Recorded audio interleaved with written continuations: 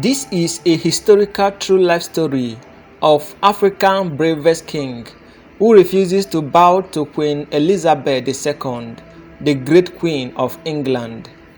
King Atta Ame Oboni was born in 1911 in Ugolawo village near Kogi State in the northern part of Nigeria.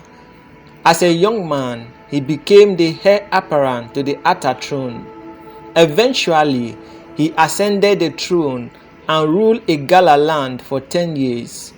He expanded the native schools, and the Igala kingdom witnessed economic boom during his reign as king. Apart from being an African traditional ruler, King Atta was quite popular and powerful. He could speak powerfully, and his predictions would come to pass. His pronouncement always became reality. Many people were aware of his magical powers, and they marveled at the unique supernatural ability that he has. If someone misbehaved, disobeyed, or disrespected King Atta, he had the power to say what would happen to that person. He never held back his words when necessary. Whenever he spoke, it happened immediately. As a ruler, King Atta's position came with many do's and don'ts. Some of these traditional requirements were quite unusual. As a king, he was not allowed to see dead bodies. He could not remove his cap in the presence of people, and he could not shake hands with women. Unfortunately, some of these rules later caused problems for him. He refused to bow to the Queen of England and was punished for that.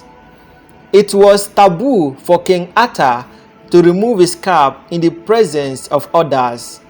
There was a meeting in Kaduna in 1956, and many traditional rulers were in attendance. The Queen of England was also present. While other kings removed their caps as they greeted the Queen, King Atta was reluctant to do so. Unlike others, he could not remove his cap in public. Neither could he shake the hands of the Queen. What was he to do?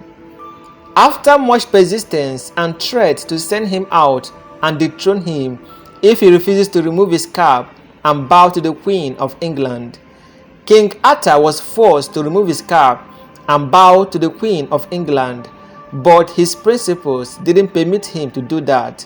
He had a lot at stake, and any dethronement would deter his descendants from having access to the throne. His people perceived him as a mini-god, and bowing to a human being seems like an insult to him. King Atta yielded to the demand, and as soon as he removed his cap, a lot of bees came out of it. Immediately, the meeting hall was filled with bees.